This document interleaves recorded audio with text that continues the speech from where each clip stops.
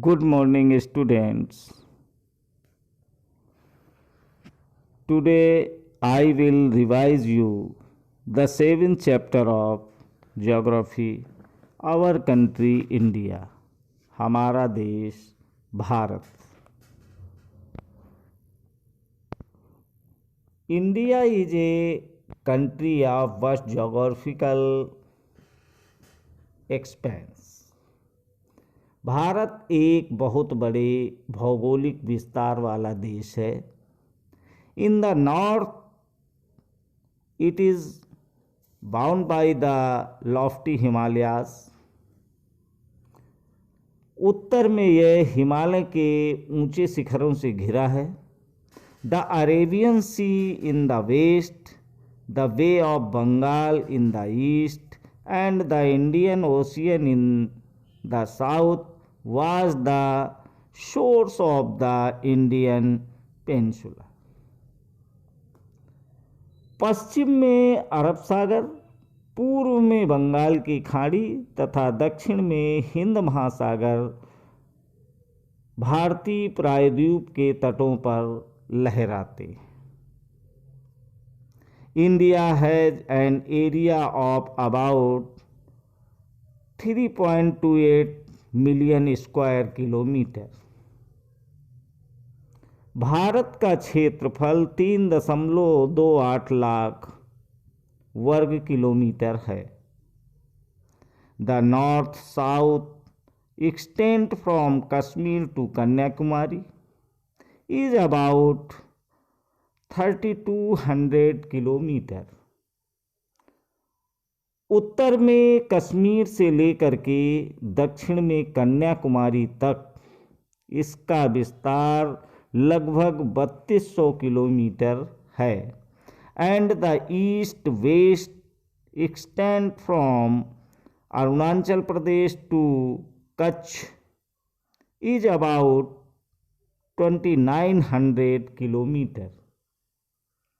तथा पूर्व में अरुणाचल प्रदेश से लेकर पश्चिम में कच्छ तक इसका विस्तार लगभग 2900 किलोमीटर तक है. The lofty mountain, the great Indian desert, the northern plains, the uneven plateau surface and the coast and island present a diversity of landforms. ऊंचे ऊंचे पर्वत, भारतीय महामरुस्थल, उत्तरी मैदान, असमान पठारी सतह, तटीय भाग एवं द्वीप समूह स्थल रूपों की विभिन्नता को दर्शाते हैं. There is a great variety in the climate, vegetation, wildlife as well as in the language and culture. यहाँ जलवायु, वनस्पति, वन्य जीवों के साथ साथ भाषा एवं संस्कृति में भी बहुत भिन्नता है. In this diversity we found unity that is reflected in traditions that bind us as one nation. और इस भिन्नता में भी हम एकता को पाते हैं जो हमारी परंपराओं में दिखती है. India has a population of more than 120 crores since the year 2011. यही कारण है कि हम एक राष्ट्र में बंधे हैं और वर्ष 2011 से अब तक भारत की आबादी 120 करोड़ से अधिक हो चुकी है. It is the second most populous country of the world after China. यह चीन के बाद विश्व संख्या वाला देश है.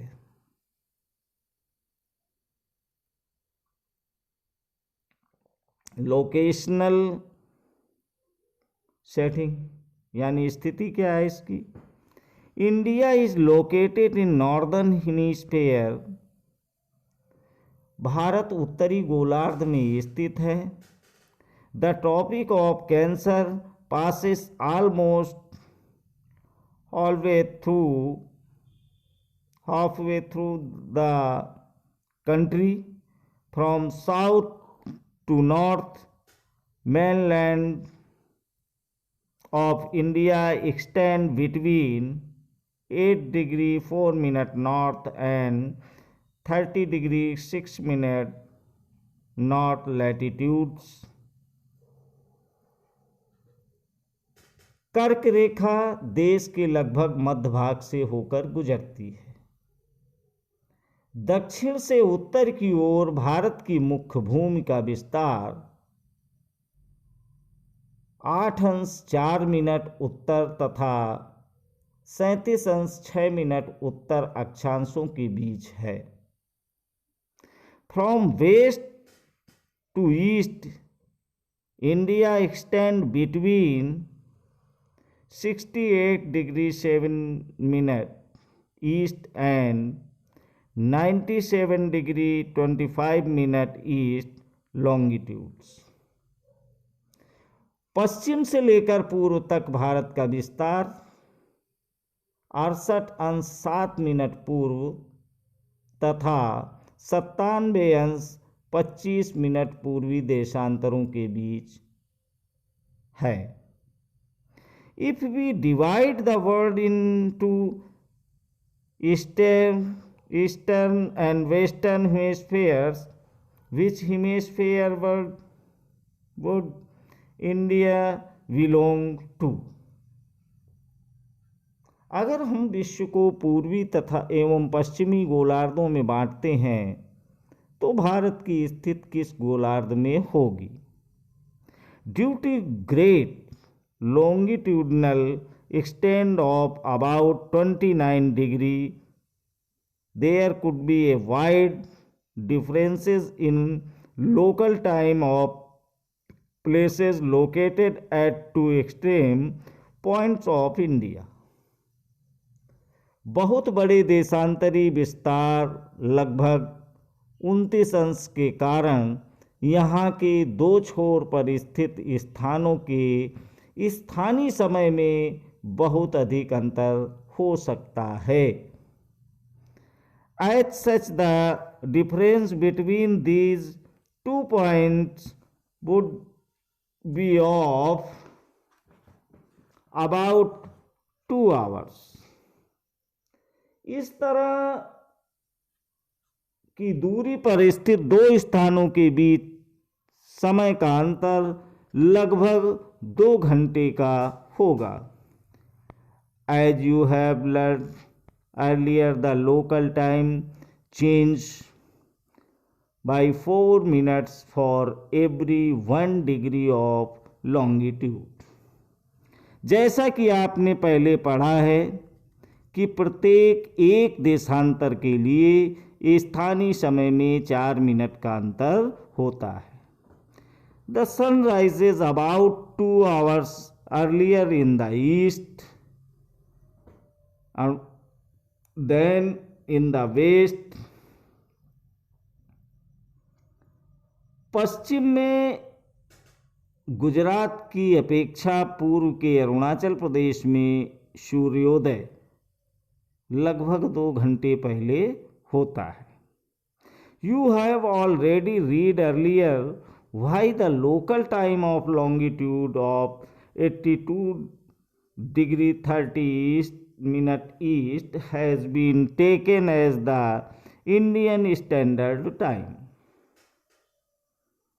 आप पहले पढ़ चुके हैं कि 82 अंश 30 मिनट पूर्व देशांतर के स्थानीय समय को भारत का मानक समय क्यों माना गया है। This meridian of longitude is also termed as the standard meridian of India. और इस यमोत्तर को भारत का मानक यमोत्तर भी कहा जाता है। Indian neighbors. There are 7 countries that share land boundaries with India. Find out names of these countries from the figure 7.1. 7 देशों की स्थलीय सीमाएं इसकी सीमाओं से जुड़ी हैं। चित्र 7.1 से इन देशों के नामों का पता लगाएं। How many of these countries do you have access to any ocean or sea?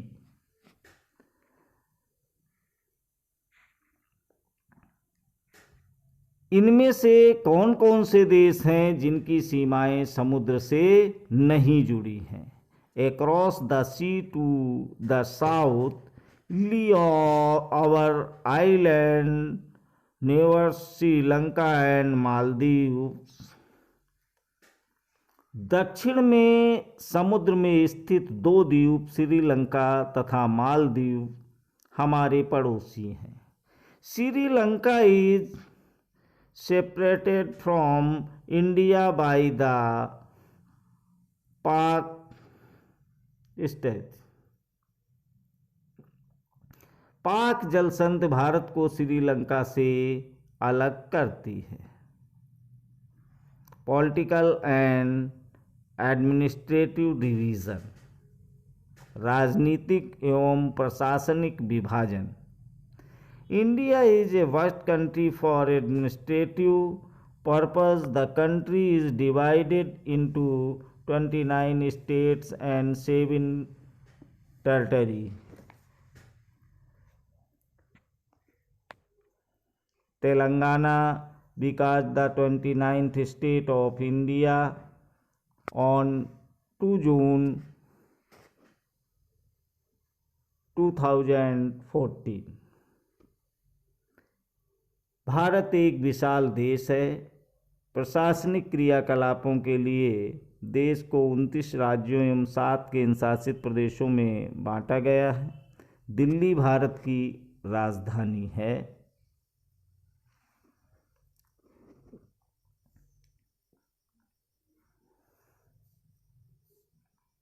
The states have been formally on the basis of language. Rajasthan is the largest state and Goa is the smallest state in terms of area. The states are further divided into districts. राज्यों का निर्माण मुख्यतः भाषाओं के आधार पर हुआ है और क्षेत्रफल की दृष्टि से सबसे बड़ा राज्य राजस्थान तथा सबसे छोटा राज्य गोवा है। राज्य को जिलों में बांटा गया है। फिजिकल डिविजन्स, भौतिक विभाजन। India is a marked by a diversity of physical features such as mountains, plateaus, plains, coast and islands. Bharat में पाई जाने वाली भौतिक आकृतियाँ विभिन्न प्रकार की हैं, जैसे पर्वत, पठार, मैदान, तट तथा द्वीप समूह। Standing as sentential sentence is the north और the lofty snow capped Himalayas. उत्तर में बर्फ से ढका हिमालय संतरी का कार्य करता है। हिम प्लस आलिया mean the abode of snow. हिमधन आलय का मतलब होता है बर्फ का घर। The Himalayan mountains are divided into 3 main parallel ranges. Parallel range. Himalaya पर्वत को 3 मुख्य समानांतर श्रृंखलाओं में बांटा जाता है। The northern most is the great Himalaya और हिमाद्री। सबसे उत्तर में स्थित श्रृंखला को बृहद हिमालय या हिमाद्री कहते हैं। The world highest peak are located in the range middle Himalaya और Himachal lies to the south of Himadri. इसी श्रृंखला में विश्व की सबसे ऊंची शिखर है। इसी श्रृंखला में विश्व की सबसे ऊंची शिखर है मध्य हिमालय या हिमाचल, हिमाद्री के दक्षिण में स्थित है। Many popular hills stations are situated here. बहुत से लोकप्रिय पहाड़ी स्थान यहाँ स्थित हैं। Found out the names of 5 hill station. The Shivalik is the southern most range. 5 पहाड़ी स्थानों के नामों का पता लगाइए जो कि शिवालिक सबसे दक्षिण में स्थित श्रृंखला है। The northern Indian plains lead to the south of the Himalayas. Himalaya के दक्षिण में भारत का उत्तरी मैदान स्थित है। They are generally level and flat. ये मैदान समतल तथा सपाट है। These are formed by the alluvial deposits, the rivers, the Indus, the Ganga, the Brahmaputra and their tributaries. ये मैदान सिंधु, गंगा, ब्रह्मपुत्र तथा इनकी सहायक नदियों के द्वारा लाए गए जलोढ़ निक्षेपों से बने हैं। These rivers plains provided fertile land for cultivation. नदियों के मैदान कृषि के लिए उपजाऊ भूमि प्रदान करते हैं। That is the reason for high concentration of population in these plains. और यही कारण है कि इन मैदानों में जनसंख्या अधिक है। In the western part of the India lies the Great Indian Desert. Bharat के पश्चिमी भाग में भारतीय महामरुस्थल स्थित है। It is a dry, hot and sandy state of land. It has very little vegetation. यह शुष्क, गर्म तथा रेतीला स्थल है और यहाँ वनस्पति की मात्रा बहुत कम है।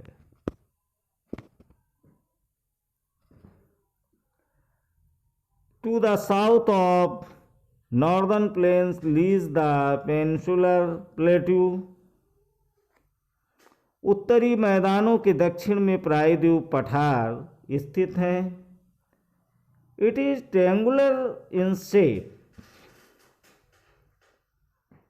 इसकी आकृति त्रिभुजाकार है।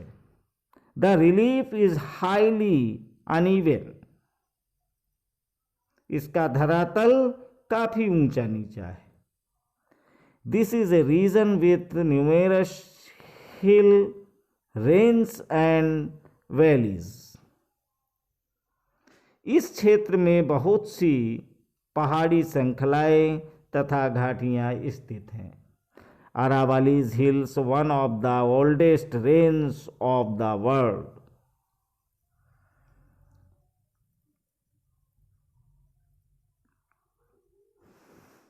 इसके उत्तर पश्चिम में अरावली श्रृंखला स्थित है जो विश्व की सबसे पुरानी श्रृंखला है। Border in one of north west side the Vindhyas and the Satpuras are the important range. Vindhya एवं सतपुड़ा भी महत्वपूर्ण श्रृंखलाएं हैं। इन श्रृंखलाओं से होकर के नर्मदा तथा तापी नदियां बहती हैं। The reverse Narmada and Tapi flow through these range.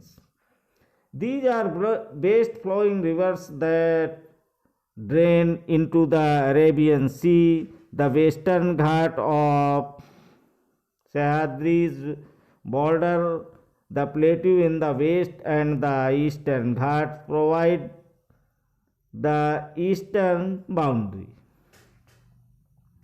ये पश्चिम की तरफ बहने वाली नदियां हैं जो अरब सागर में गिरती हैं। इस पठार के पश्चिम में पश्चिमी घाट या सह्याद्री तथा पूर्व में पूर्वी घाट स्थित है। While the western Ghat are almost continuous, the eastern Ghat are broken and uneven. The plateaus is rich in minerals like coal and iron ore. पश्चिमी घाट का विस्तार एक समान रूप में है, जबकि पूर्वी घाट बीच बीच में टूटा हुआ है तथा असमान है और इन पठारों में खनिजों जैसे कोयला एवं लौह अयस्क की प्रचुरता है। Thank you.